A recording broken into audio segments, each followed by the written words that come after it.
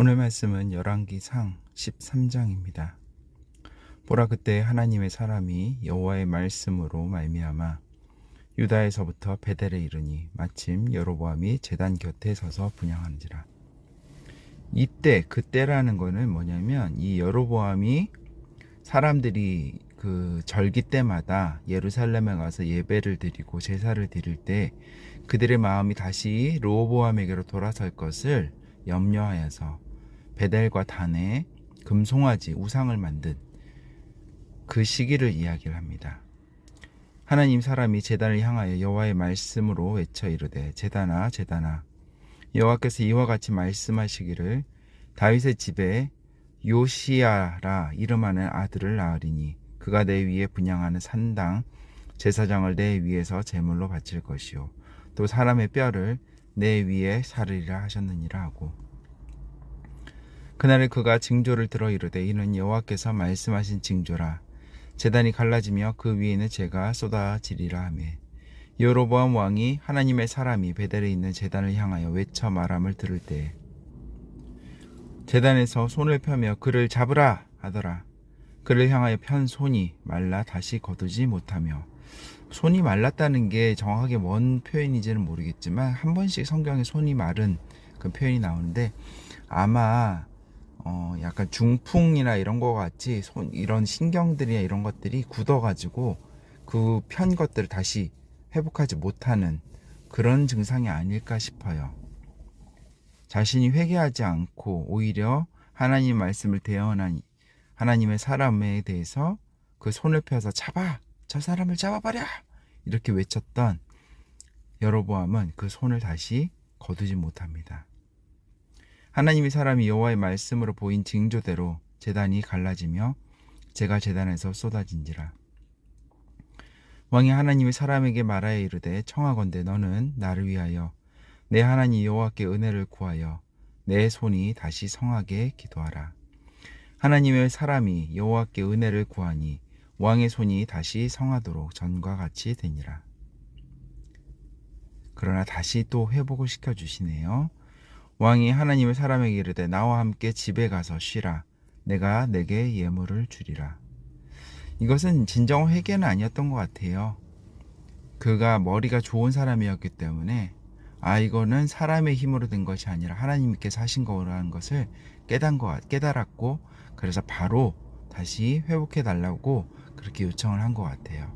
그러나 그의 마음 가운데는 진정 회개가 없었음을 그 다음의 행동들에서 알 수가 있어요. 하나님의 사람이 왕께 대답하되, 왕께서 왕의 집 절반을 내게 준다 할지라도 나는 왕과 함께 들어가지도 아니하고 이곳에서는 떡도 먹지 아니하고 물도 마시지 아니하리니, 이는 곧 여호와의 말씀이 내게 명령하여 이르시기를, 떡도 먹지 말며 물도 마시지 말고 왔던 길로 되돌아가지 말라 하셨음이니이다 하고, 이에 다른 길로 가고 자기가 베델에 오던 길로 되돌아가지도 아니하니라. 베델에 한 늙은 선지자가 살더니 그의 아들들이 와서 이날에 하나님의 사람이 베델에서 행한 그 모든 일을 그에게 말하고, 또 그가 왕에게 드린 말씀도 그들이 그들의 아버지에게 말한지라. 그들의 아버지가 그들에게 이르되, 그가 어느 길로 갔느냐 하니 그의 아들들이 유다에서부터 온 하나님의 사람의 간 길을 보았음이라. 그가 그의 아들들에게 이르되, 나를 위하여 나귀의 안장을 지으라.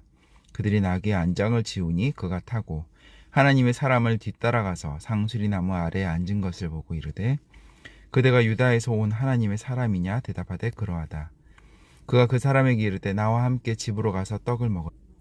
대답하되, 나는 그대와 함께 돌아가지도 못하겠고 그대와 함께 들어가지도 못하겠으며 내가 이곳에서 그대와 함께 떡도 먹지 아니하고 물도 마시지 아니하리니, 이는 여호와의 말씀이 내게 이르시기를, 내가 거기서 떡도 먹지 말고 물도 마시지 말며 또 내가 오던 길로 되돌아가지도 말라 하셨음이로다. 그가 그 사람에게 이르되, 나도 그대와 같은 선지자라. 천사가 여호와의 말씀으로 내게 이르기를, 그를 내 집으로 데리고 돌아가서 그에게 떡을 먹이고 물을 마시게 하라 하였느니라 하니, 이는 그 사람을 속임이라. 이에 그 사람이 그와 함께 돌아가서 그의 집에서 떡을 먹으며 물을 마시니라. 그들이 상 앞에 앉아 있을 때 여호와의 말씀이 그 사람을 데려온 선지자에게 임하니, 그가 유다에서부터 온 하나님의 사람을 향하여 외쳐 이르되, 여호와의 말씀에 내가 여호와의 말씀을 어기며 내 하나님 여호와께서 내게 내리신 명령을 지키지 아니하고 돌아와서 여호와가 너더러 떡도 먹지 말고 물도 마시지 말라 하신 곳에서 떡을 먹고 물을 마셨으니 내 시체가 내 조상들의 묘실에 들어가지 못하리라 하셨느니라 하니라. 그리고 자기에게 데리고 온 선지자가 떡을 먹고 물을 마신 후에 그를 위하여 나귀 안장을 지으니라.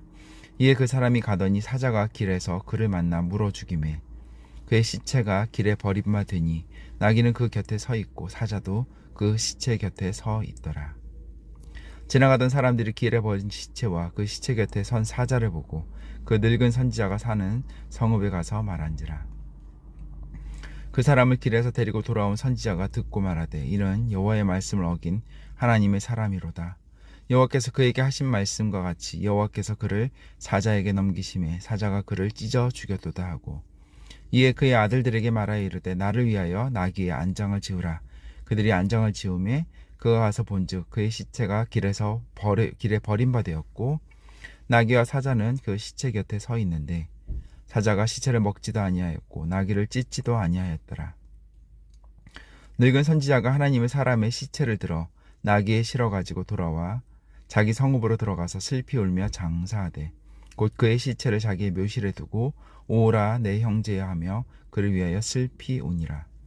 그 사람을 장사한 후에 그가 그 아들들에게 말하여 이르되 내가 죽거든 하나님의 사람을 장사한 묘실에 나를 장사하되 내 뼈를 그의 뼈 곁에 두라. 그가 여호와의 말씀으로 베델에 있는 제단을 향하고 또 사마리아 성읍들에 있는 모든 산당을 향하여 외쳐 말한 것이 반드시 이룰 것임이니라. 여로보암이 이 일 후에도 그가 악한 길에서 떠나 돌이키지 아니하고 다시 일반 백성을 산당의 제사장으로 삼되 누구든지 자원하면 그 사람을 산당의 제사장으로 삼았으므로 이 일이 여로보암의 집에 죄가 되어 그 집이 땅 위에서 끊어져 멸망하게 되니라.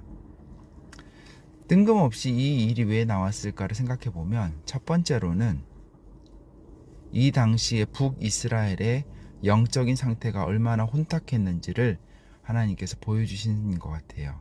마치 사사기에서 그 말미쯤 거의 끝나갈 때쯤에 보면 미가와 단지파의 이야기를 통해서 사사기 시대에 얼마나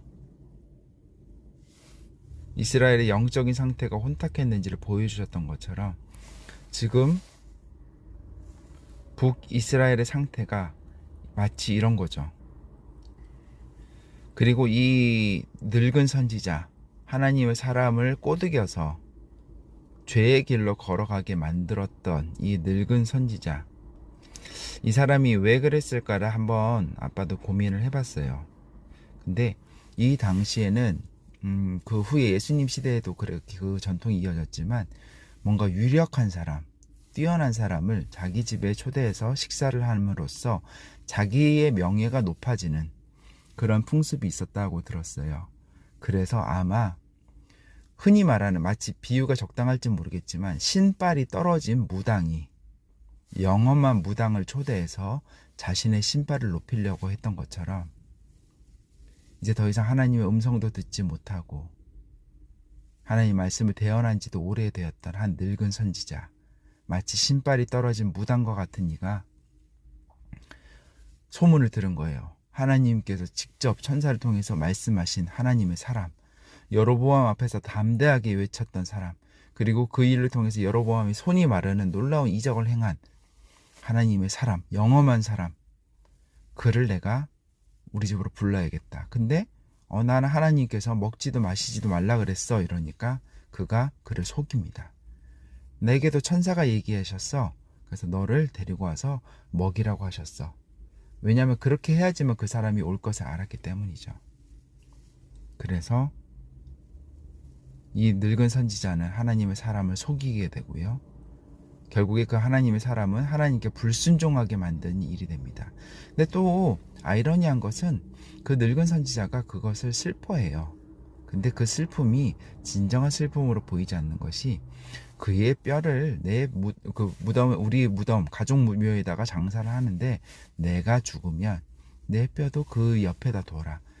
그러니까 끝까지 뭔가 이 사람의 영험함을 내가 넘겨받고 싶고 그 복을 내가 뼈를 놔두는 것을 통해서라도 내가 받고 싶어하는 그릇된 그런 신앙과 그릇된 그의 소망이 부른 비참한 비극을 여기서 묘사하고 있고, 궁극적으로는 이스라엘의 지금 영적 상태, 북이스라엘의 영적 상태가 얼마나 혼탁한지를 보여주고 있습니다.